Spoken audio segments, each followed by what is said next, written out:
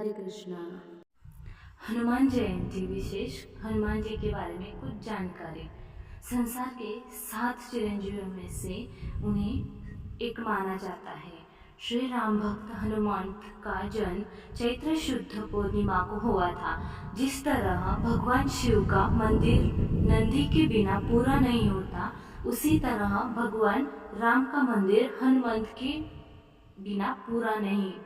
यह घटना इस भावना को दर्शाती है कि भक्त के बिना भगवान अपर्याप्त है।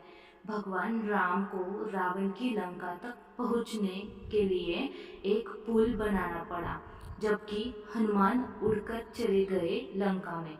हनुमंत की उड़ान ने भक्त की महिमा बढ़ा दी। पिता बच्चे के पराक्रम से प्रसन्न होता है, गुरु शिष्य की पराजय से प्रसन्न होता है, भगवान भक्त की महिमा से प्रसन्न होता है। हनुमान उन महापुत्रों में से एक है जिन पर भगवान चिंतन करते हैं। लोग इसके बारे में सोचेंगे।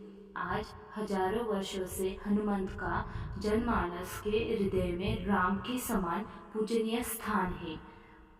उत्तरकांड में राम हनुमंत को प्रज्ञा, धीर, वीर, राजनीतिक आदि विशेषणों से बुलाते हैं, जिससे उनकी सर्वोच्च योग्यता का अंदाजा लिया जा सकता है।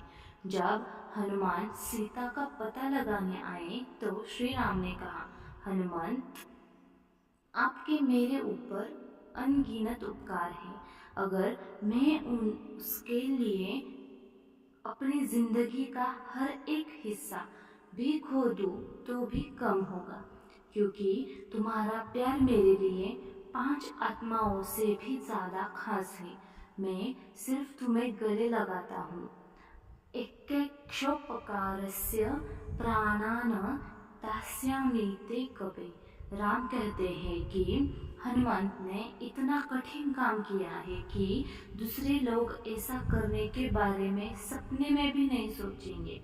धन्य है हनुमान जो वानर होते हुए भी भगवान के सुमुख से पुरुषोत्तम की उपाधि प्राप्त करना, भगवान के समान फल प्राप्त करना। हनुमान प्रखर बुद्धिमान थे। उन्हें मनोविज्ञान, राजनीति, साहित्य, दर्शन आदि का गहरा ज्ञान था। उन्हें 11वें व्याकरणविद और रुद्र का अवतार माना जाता है। उनमें प्रकांड पांडित्य था। उनकी वाक्पटुता भी अद्भुत थी। श्रोता को लगा कि प्रबुद्ध विचार प्रवाह और सरल लेकिन सार्थक भाषा में हनुमंत की महारत है। हनुमंत ने मनोविज्ञान का बहुत गहरा अध्ययन किया था। राम को भी अपनी कूटनीति और विद्वत्ता पर बहुत भरोसा था। शत्रु राज्य का सचिव और रावण का भाई विभीषण राम के पास आता है। वह किस प्रयोजन से आया है, उसका स्वागत करना है या नहीं।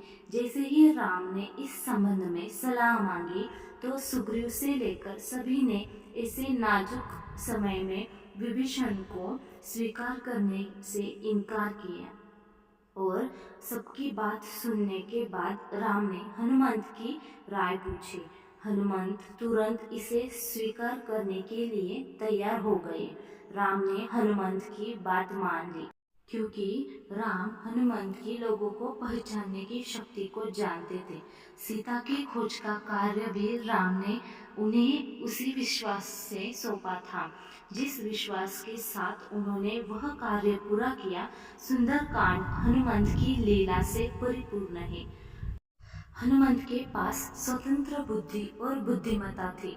अशोक वाटिका में आत्महत्या के लिए प्रेरित सीता को भगवान रामचंद्र की खबर सुनाने से पहले वह एक पेड़ के पीछे खड़े होकर इक्ष्वाकु वंश का वर्णन शुरू करते हैं।